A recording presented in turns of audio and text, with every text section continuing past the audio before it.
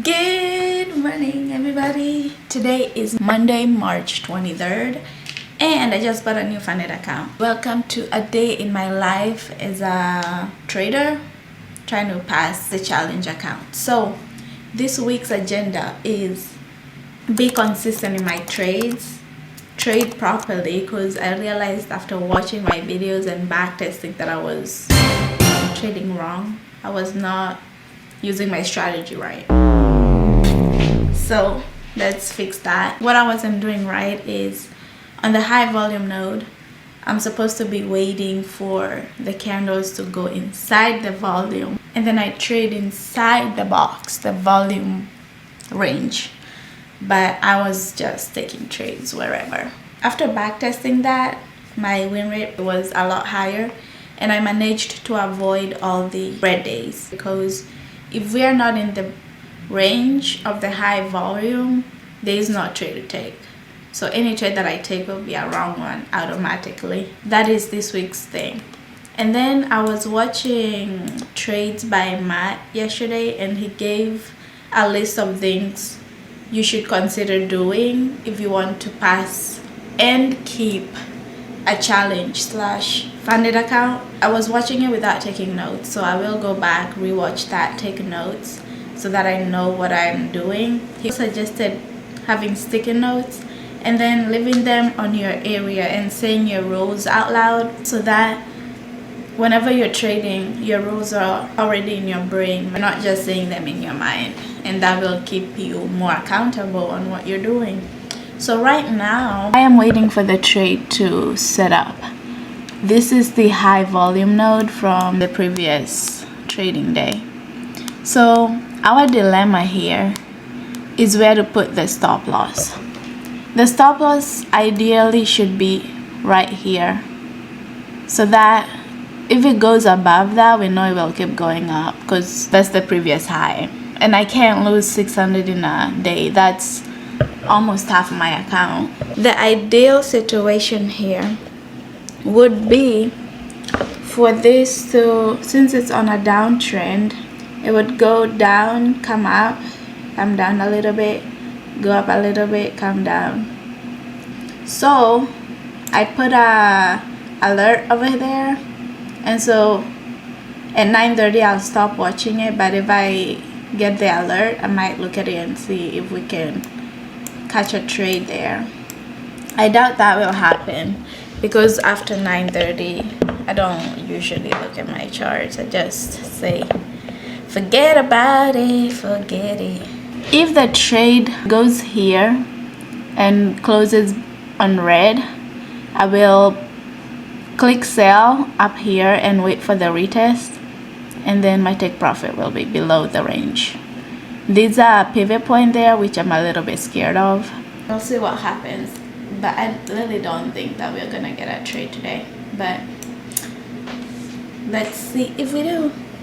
It's 9:35.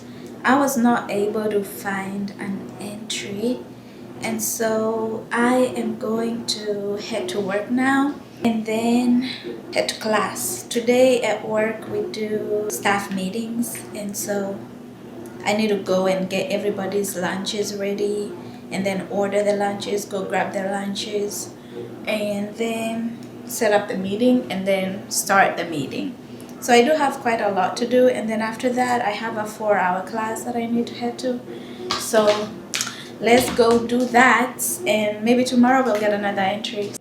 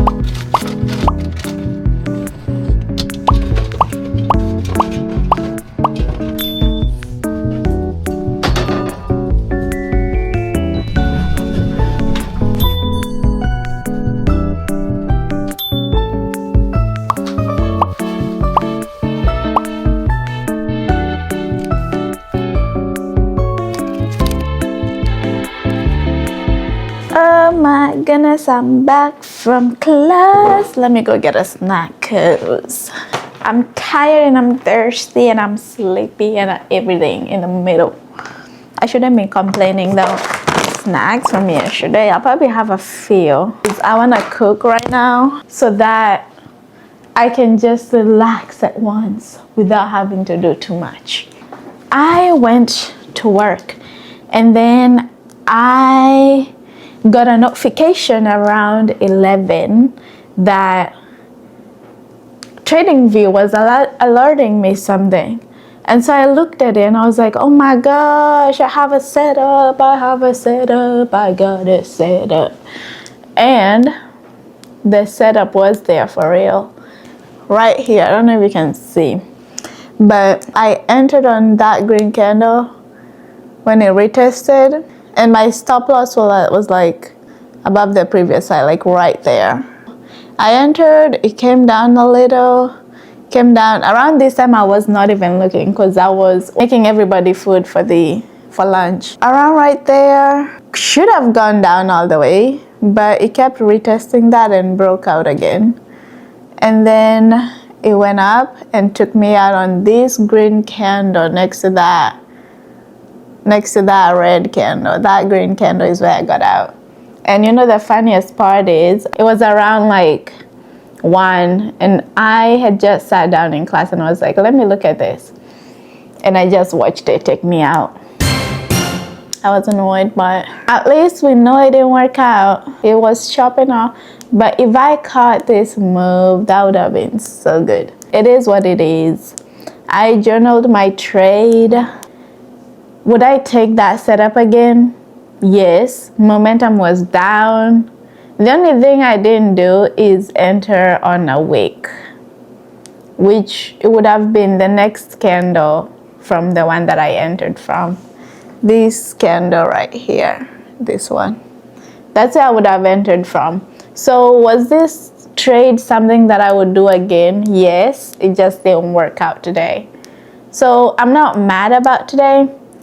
I am glad that I was able to wait it out, and since I didn't find an entry in the morning, I was able to wait until I got a notification that I got an entry.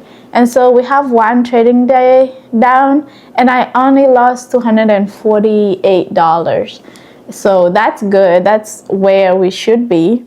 So now I want to place my targets like this so that I can try to catch a move at night. Because the market has been moving so much in the pre-market at around like 4 to 6 a.m. And my thought process is, if I do my analysis like I just did and place an alert on the box, I'll get alerted at some time. If it does that before I go to sleep, I'll just go in with one contract and see what happens. Now that class is over and I don't have much homework. I don't have any homework due tomorrow.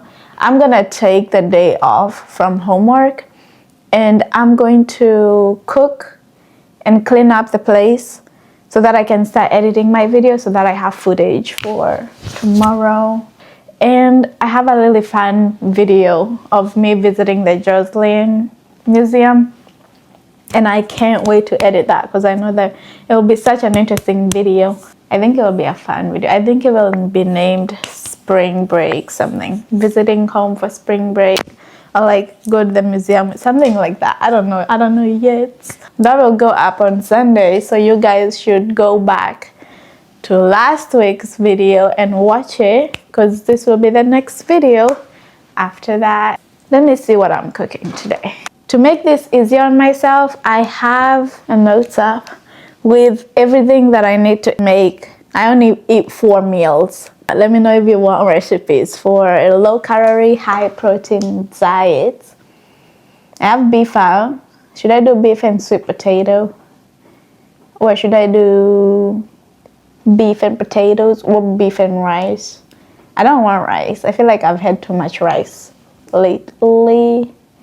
So I will do beef and sweet potato bowl. And that will be that. So let's do it, guys. Let's be productive and then we can sit down and enjoy the rest of the day. Look at this. We have the target's been hit. I'm just gonna take it here. I tried it. We'll see what it does. And I'm just gonna stop procrastinating and go cook. Whew. What's up, guys? I am back from the gym and it's 7 a.m. I did, let me see, I took a picture. I did 35 minutes, almost 2 miles, and my average speed was 3.4, but the highest that I went to was like 3.8. And the incline, I don't know why it always says 2, but 3 is my incline. So in total, I have 4,000 steps. So if I continue like walking around, I might get to my 10K steps in a day. But all I know is I'm done with the gym today. Let's see how the market's doing. Yesterday's trade did not end up hitting. I should have placed my trade at break even, but it ended up going up and then coming all the way, taking me out. And then it did the same thing, but I didn't enter. I was tired of it. So we're just gonna wait to see what the market does. That's good because I under risk, so I'm just gonna use the half of what I was risking yesterday. That's why it's good to calculate your risk size so that you're not doing extra stuff when you don't need to be. Now that my heart rate has gone a little bit down, I'm going to go get ready, shower, and then wait for the market to open. Let's go. Hey guys, okay, so honestly, I feel like this week's market has been terrible. I feel like every single day, and granted, we are on Wednesday only, so things could change. Every morning, whenever I'm about to place a trade, there is no trades. The market is literally chopping every single day. And I'm actually tired of this. So I back tested, made a whole, looked scavenged for a trading tool, like a trading journal. And I was ready on Monday. I bought a new challenger card and everything. And I was like, I'm gonna follow my rules to the T. It doesn't matter what happens. It doesn't matter what goes wrong. I am not gonna break my rules. Have I broken my rules right now? No. I am still going strong. But the market is tempting me. I've never been so tempted by anything in my life. And that's how you know it's bad. This is my backtesting status. My strategy, I don't know. It's really easy to trade it, but there's so many days that you can win, but there's no losses in a day. Like if the trade goes right, you won't lose. It will just go to the target and that's it. But on days that you won't find setups, you just have to sit down and be like, there's no setup today. I guess I can't trade. And so on my backtesting, I had like 46% of the trades were winners, and then 53% of the trades were break even. I don't know if that's good or bad. I should probably figure that out. But I'm like, would I rather be break even or would I rather be at negative? I would rather be at break even. So that's why I'm like, this could be good. But I also have to learn to sit on my trades. You'll go 1, 2, 3, 4 days without trading. That's a whole week of only one trade. But then the one trade is a winning trade. So I don't know. I'm conflicted about a lot of things. I feel like I also need to continue backtesting because this was only January's feedback. If you look at my trading journal, I traded, I guess I kind of broke my rules because I'm not supposed to be trading after hours. I need to learn to sit down and just don't do anything because whatever I'm seeing on my back testing is not being translated to my real trading, which is an issue because then why am I back testing?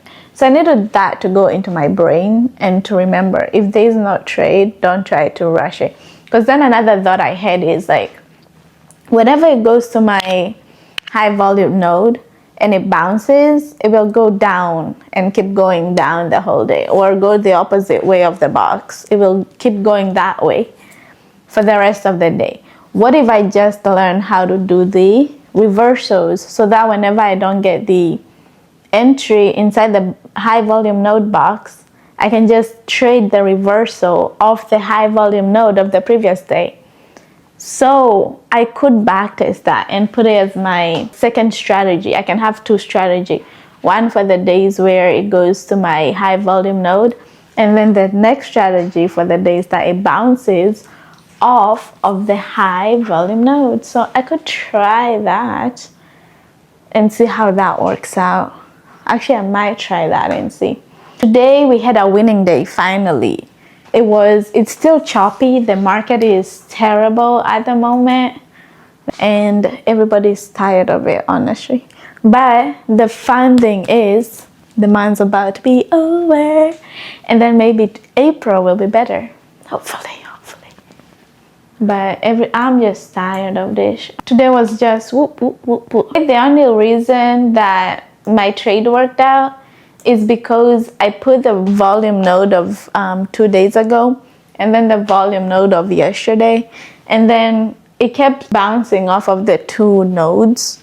So I was like, I'll just trade the bounce then. And that worked out. I was under risking too, so wasn't risking too much. Base hits, maybe that's what I need to do, because I just changed something. Because if it's a base hit, it broke, retest, my entry would be here, my take profit would be right there.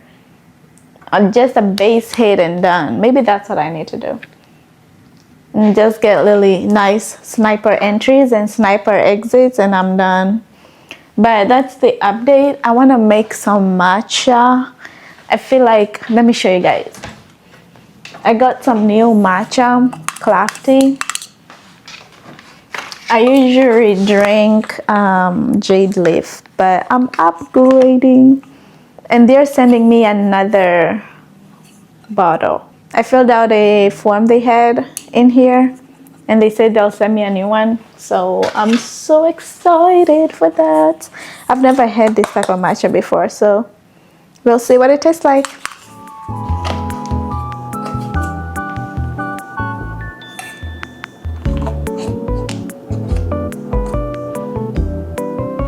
Ooh.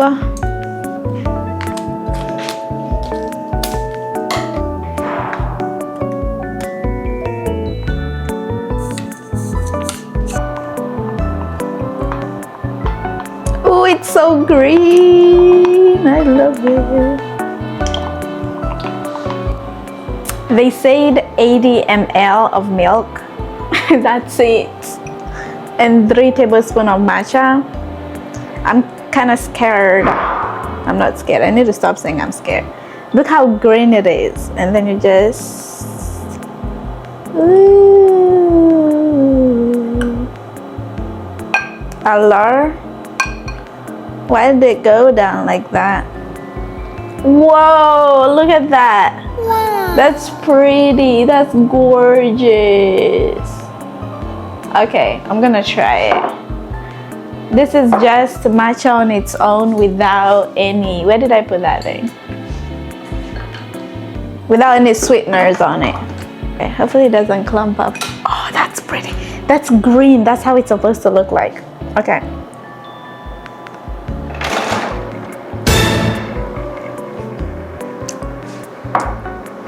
That's bitter. That's so bitter.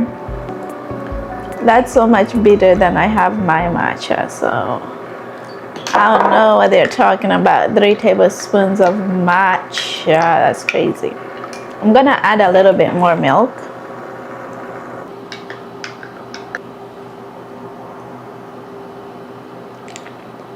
Oh my gosh. Everything is green. I don't know if I'm a fan of this. I usually like my matcha a little bit sweet, not so bitter. Let's add a little bit of maple syrup. Some. There goes my ice maker. Why is this happening to me? I'm just trying to enjoy matcha. Okay, let's try.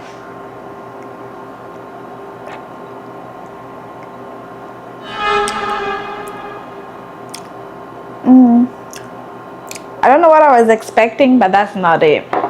I'll have to learn to adjust to this. Whatever, it's so bitter.